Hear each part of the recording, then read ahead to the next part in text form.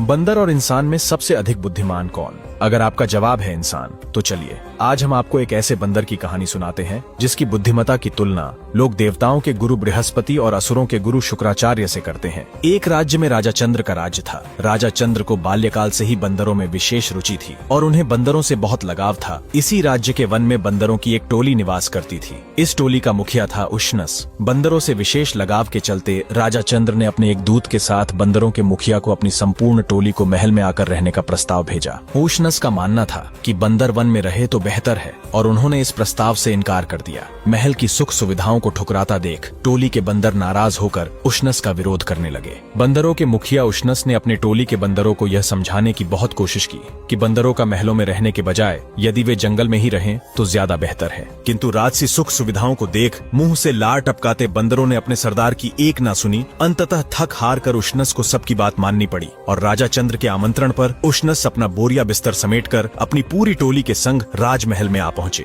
लिहाजा राजा चंद्र ने उनका बहुत सम्मान के साथ स्वागत किया और उनके रहने के लिए महल में उत्तम व्यवस्था करवा दी और बंदरों को बिना किसी मेहनत के पड़े पड़े अच्छा खाने पीने को मिलने लगा। जब राजा चंद्र ने उष्णस की समझदारी और विद्वानी भरी बातें सुनी तो राजा दंग रह गया। राजा चंद्र ने बंदरों के मुखिया की बुद्धिमत्ता को मध्य नजर रखते हुए उष्णस से आग्रह किया कि वे उनके पुत्रों अर्थात राजकुमारों को नीति ज्ञान की शिक्षा दे। राजा के आग्रह करने पर उष्णस राजकुमारों को शिक्षा देने लगा। जब राज्य के लोगों ने यह देखा कि एक बंदर भी कितना नीतिवान और ज्ञानी हो सकता है तो लोगों के आश्चर्य की भी सीमा न रही और बंदरों की टोली भी अपने मुखिया का कहना मानती थी। उनका मर्यादित व्यवहार देख राजा चंद्र उष्णस से बहुत प्रभावित हुए। कुछ समय बाद राजा ने राजकुमारों की सवारी और मनोरंजन के लिए मेंढे मंगवाए। राजकुमार उन मेंढों पर सवार होकर महल के गलियारे में ही दौड़ लगाया करते। उन मेंढों में एक मेंढा थोड़ा लालची किस्म का था और वह अच्छे पकवान की तलाश में बार बार रसोई में घुस जाता। मेंढे से परेशान रसोइये अक्सर हाथ में जलती हुई लकड़ी लेकर उसे भगाते। जब बंदरों के मुखिया उष्णस ने भी यह दृश्य अपनी आंखों से घटित होते देखा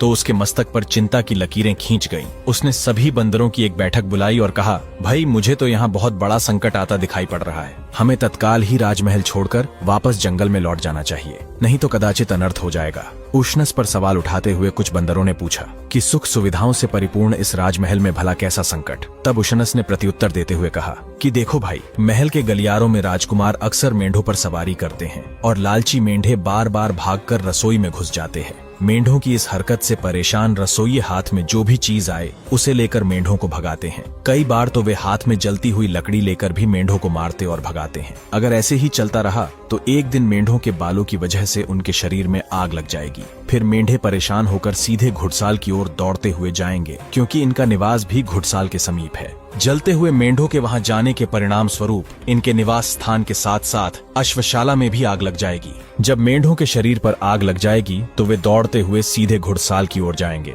जिसके परिणाम स्वरूप अश्वशाला में भी आग लग जाएगी और राजा के तमाम घोड़े अग्नि में झुलसने लगेंगे, जिसके बाद राजवैद्य को बुलाया जाएगा। चूंकि जलते हुए घोड़ों के इलाज का बस एक ही तरीका है, इसलिए राजवैद्य राजा चंद्र से बंदरों की चर्बी की मांग करेगा। लिहाजा राजा घोड़ों के इलाज के लिए सभी बंदरों को मारने का आदेश देगा और हम सब मारे जाएंगे। बंदरों के मुखिया उष्णस की बात सुनकर सारे नौजवान बंदर ठहाके लगाकर हंस पड़े और मुखिया से कहने लगे, अरे आपने तो बहुत दूर की बात सोच ली। अगर हम इतनी दूर की बात सोचने लगें तो जी नहीं पाएंगे। वैसे भी खुद राजा ने हमें यहाँ महल में रहने के लिए आमंत्रित किया है। हम उसके आश्रित हैं। हमें शरण देने के बाद वह अब हमारे प्राण थोड़ी लेगा। आप क्या चाहते हैं कि महलों के ये बढ़िया पकवान और सुस्वादु भोजन त्याग कर अब हम दोबारा उसी घिसे पिटे जंगल में भटकते फिरें? नहीं नहीं, अब यह हमारे बस की बात नहीं है। तब उष्णस ने क्रोधित होते हुए अपने कुटुंब से कहा कि पकवान और सुस्वादु भोजन तो तब खा पाओगे ना जब जीवित बचोगे। अगर तुम्हें मेरी बातों पर यकीन नहीं तो ठीक है, समय आने पर तुम खुद समझ जाओगे। और रही बात कि राजा और राजकुमार बंदरों से प्रेम करते हैं, तो तुम लोग भूल रहे हो कि प्रेम वहीं टिकता है जहां उसके पीछे कोई न कोई उपयोगिता होती है। उष्णस ने कहा, सुनो भाई, बेशक राजा को बंदर प्रिय हैं, लेकिन घोड़े उसके राजकाज के लिए कहीं ज्यादा जरूरी हैं। इसीलिए घोड़ों को बचाने की बात आएगी तो वह उसके लिए बंदरों को मरवाने में जरा भी नहीं हिचकेगा। उष्णस की बात सुनकर सभी बंदर उसका मजाक उड़ाने लगे और बोले, लगता है तुम्हारी उम्र हो गई है। यहाँ तक कि उष्णस की पत्नी ने भी उसका साथ देने से इनकार कर दिया। अंत में थक हार कर मुखिया अकेला वहाँ से चल पड़ा और एक वन में जाकर रहने लगा। परंतु उष्णस के जाने के ठीक अगले ही दिन वही हुआ जो उसने कहा था। एक लालची मेंढा हमेशा की तरह रसोई में घुसा तो गुस्से में आकर रसोइये ने उस पर चूल्हे से निकालकर जलती हुई लकड़ी दे मारी। इससे मेढे के बालों में आग लग गई। होते होते सभी मेढे जल उठे और जब वे जान बचाने के लिए अपने निवास की ओर भागे तो घुड़शाला में आग लग गई। बहुत सारे घोड़े आग में जलकर मर गए और बहुत से बुरी तरह जले और घायल हो गए। राजा ने राजवैद्य को घोड़ों के इलाज के लिए बुलाया तो राजवैद्य ने तुरंत कहा, बस महाराज, बंदरों की चर्बी ही इसका इलाज है, उससे इन घोड़ों की सारी जलन शांत हो जाएगी। राजा ने न चाहते हुए भी उसी समय महल में जितने भी बंदर थे उन्हें मारने का आदेश दे दिया ताकि घोड़ों का इलाज हो सके।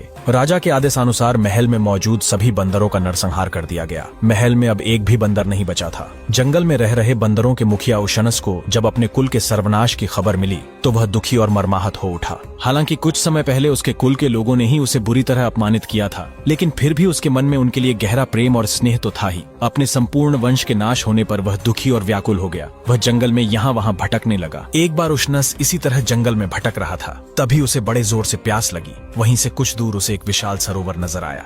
थोड़ी दूर चलने के उपरांत वह सरोवर के निकट जा पहुंचा। उशनस पानी पीने के लिए जैसे ही झुका तभी वह अचानक चौंक गया। उसने देखा कि वहाँ बहुत से मनुष्यों और जीव जंतुओं के पैरों के निशान थे। वे पानी पीने सरोवर में गए परंतु वहाँ से लौटे नहीं थे। इस बात से उशनस चौंक उठा। उसने सोचा, हो न हो इस तालाब में कोई रहस्य है। तभी उशनस ने पास में एक कमल की नाल देखी तो उसे तोड़कर उसने उसे पानी में डुबोया। फिर उस कमल की नाल के सहारे वह तालाब का पानी पीने लगा। जैसे ही बंदर ने तालाब का पानी पिया उसी समय उसे एक विशाल राक्षस दिखाई पड़ा। वह उसी तालाब से निकला था। उसके गले में जगमग जगमग मोतियों की माला थी जिसका प्रकाश दूर दूर तक फैल रहा था। राक्षस ने उशनस से कहा, आप बहुत बुद्धिमान हैं। मैं आपके ज्ञान और समझदारी से बहुत प्रभावित हुआ हूँ। इस तालाब का पानी पीने इतने लोग और पशु पक्षी आए जिन्हें मैंने निगल लिया, परंतु अकेले आप ही हैं जिसने अपने ज्ञान और चतुराई से खुद को बचा लिया। इसलिए मेरे मन में आपके लिए बड़ी प्रशंसा का भाव है। आप मुझसे जो भी वरदान मांगना चाहें मांग लें। उशनस ने मुस्कुराकर कहा, अगर आप मुझसे प्रसन्न हैं तो आपके गले में यह जो अद्भुत मोतियों की माला है वह कुछ समय के लिए मुझे दे दे। उन अनोखे मोतियों की माला पहनकर उशनस राजा चंद्र के पास गया तो राजा मोतियों की चमक देखकर हैरान रह गया।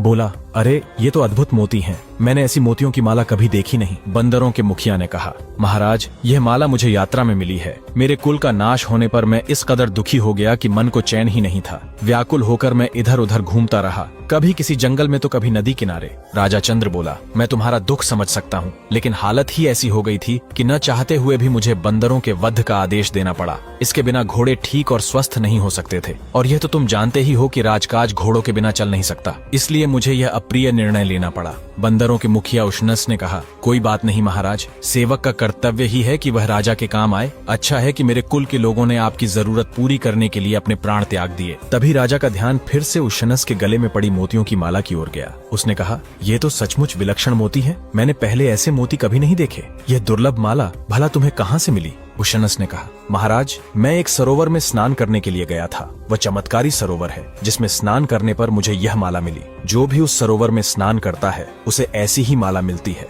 अगर आप चाहें तो अपने कुटुंब के साथ उस सरोवर पर स्नान के लिए चले। राजा ने कहा, ठीक है, पर तुम्हें आगे आगे चलकर रास्ता दिखाना होगा। अगले दिन राजा चंद्र अपने सभी कुटुंब के साथ उस चमत्कारी सरोवर में स्नान करने के लिए चल पड़ा। आगे आगे बंदरों का मुखिया उशनस राह दिखाता जा रहा था। सरोवर के किनारे पहुंचने पर राजा अपने सगे संबंधियों के साथ ही सरोवर में स्नान करने के लिए प्रवेश करना चाहता था, पर उशनस ने उसे रोकते हुए कहा, महाराज हम लोग एक विशेष स्थान पर स्नान करेंगे, तब हमें इससे भी अनमोल और विशेष मालाएं मिलेंगी। राजा उशनस के साथ उस सरोवर के किनारे खड़ा हो गया। उसके सभी कुटुंब वाले पानी में स्नान करने के लिए चले गए। काफी देर हो गई पर उनमें से कोई वापस नहीं आया। इस पर राजा ने चिंतित होकर कहा, बड़ी देर हो गई, अभी तक इनमें से कोई वापस नहीं आया। उशनस बोला, महाराज वे अब कभी वापस नहीं आएंगे। इस सरोवर में रहने वाले राक्षस ने उन्हें खा लिया। क्या? राजा चीख पड़ा, ये तुमने क्या किया? मेरा सारा कुल नष्ट हो गया। इतना बड़ा धोखा, इतना बड़ा विश्वासघात। यह तो इतना बड़ा विश्वासघात नहीं है राजन, जितना आपने हमारे साथ किया है। आपने तो मेरे कुल के बंदरों को वन से बुलाया, आश्रय दिया और फिर अचानक सबके प्राण ले लिए। उसकी तुलना में तो यह विश्वासघात कुछ नहीं है। राजा ने विलाप करते हुए कहा, ये शोक मैं कैसे सहन करूं? उशनस ने कहा, जैसे मैं सहन कर रहा हूं, इसीलिए तो मैंने आपको सरोवर में प्रवेश करने नहीं दिया, ताकि आप जीवित रहें और अपनी आंखों के सामने अपने कुल का विनाश देखें। कुछ दुख ऐसे होते हैं जो मृत्यु से अधिक संताप देते हैं। अब आप जीवन भर विलाप करते रहिए। अगर आप सरोवर में प्रवेश करके मृत्यु को प्राप्त होते तो आपको इतना कष्ट न होता। इसीलिए मैंने आपको अकेला जीवित बचे रहने दिया, ताकि आप याद रखें कि जब आपने मेरे संपूर्ण कुल का नाश किया था तो मुझ पर क्या बीती होगी। राजा ने क्रोध में आकर कहा, हे उशनस, तुमने जो मेरे साथ किया है उसके लिए ईश्वर तुम्हें कभी क्षमा नहीं करेगा। इस पर उशनस ने व्यंग्यपूर्वक कहा, जो ईश्वर तुम जैसे क्रूर आदमी को क्षमा करेगा वह मुझे भी जरूर क्षमा कर देगा। मेरा अपराध तो तुम्हारी तुलना में कुछ भी नहीं है। राजा चंद्र सर झुकाकर वहां से चला गया, लेकिन इसके बाद उसने एक भी दिन सुख की नींद नहीं ली। अब वह इस बात के लिए पछता रहा था कि जंगल से बंदरों को बुलवाकर और आश्रय देकर उसने कितनी निर्दयता से उन्हें मरवा दिया था। धीरे धीरे बंदरों को भी पता चला कि बंदरों के अत्यंत चतुर और बुद्धिमान मुखिया उशनस ने किस तरह शक्तिशाली राजा चंद्र से अकेले ही बदला ले लिया। सुनकर बंदरों ने उसका जगह जगह जयगान करते हुए कहा, अगर कोई बुद्धिमान व्यक्ति चाहे तो अकेला ही बड़े से बड़े शक्तिशाली शत्रु से टक्कर ले सकता है। नीतिवान उशनस ने अपनी बुद्धिमता से यह साबित कर दिखाया है। आज भी सारी दुनिया में बंदरों के इस महान मुखिया की बुद्धिमता की यह कहानी बड़े आदर और विस्मय से सुनी जाती है और लोग उसकी कूटनीति, विद्वत्ता और समझदारी की प्रशंसा किए बगैर नहीं रह पाते। ये रहस्यमयी कहानी यहीं पूरी होती है, लेकिन सफर अभी खत्म नहीं हुआ, क्योंकि मेरे पास ऐसी अनगिनत कहानियां हैं। अगर इस वीडियो पर 1000 कमेंट्स और ढेर सारे लाइक्स आते हैं तो मैं अगले ही हफ्ते आपको सुनाऊंगा नई कहानी का पूरा लॉन्ग वीडियो।